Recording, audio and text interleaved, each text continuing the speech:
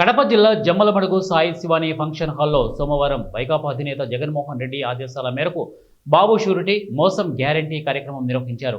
Vaikapa MLC రామసుబ్బారెడ్డిని ఆధ్వర్యంలో జరిగిన ఈ కార్యక్రమానికి ముఖ్య అతిథిగా మాజీ ఎమ్మెల్యే జిల్లా అధ్యక్షులు రవీంద్రనాథ్ రెడ్డి పాల్గొన్నారు.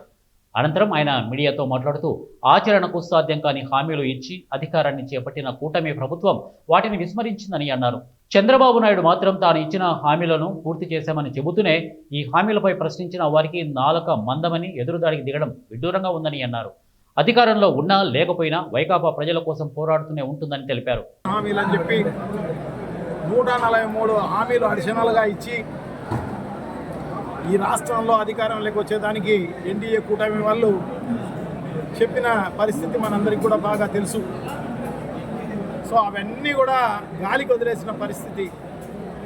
పెన్షన్ ఇచ్చాడు కానీ ఆ పెన్షన్ కూడా ఏదో ఒక కారణం చెప్పి 5 లక్షల మందికి పెన్షన్ ఇప్పటికే కట్ చేయడం జరిగింది.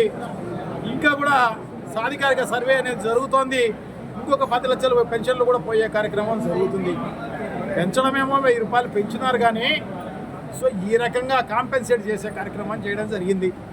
అదే కాకుండా వైఎస్ఆర్ కాంగ్రెస్ పార్టీ పెద్ద ఎత్తున ఈ యువత పోరు అనే పేరుతోటి పెద్ద ఎత్తున ఉద్యమం చేసి మేమంతా కూడా ఎప్పటికప్పుడు అడుగుతూ ఉంటే ఇంకా ఇన్ఎవిటబుల్గా తల్లికి వందనం అనే కార్యక్రమంలో దాంట్లో దాదాపు 13,000 కోట్ల రూపాయలు అవసరం ఉంటే దాదాపు 83 లక్షల మంది తల్లులు ఉంటే సో ఇప్పుడు అందరికీ కూడా వాళ్ళందరికీ కూడా 50 లక్షల మందికి కూడా ఇచ్చిన పరిస్థితి లేదు. ఖచ్చితంగా అది కూడా ఇచ్చి ఉండరు నాకు తెలిసి. శ్వేతపత్రం రిలీజ్ చేయమని చెప్పేసి వైఎస్ఆర్ కాంగ్రెస్ పార్టీ డిమాండ్ చేస్తోంది. సో అదే దాది ఇచ్చింది అంతో ఇంతో ఆ 2. అదే కాకుండా సిలిండర్ ఒకటి ఇచ్చి తప్ప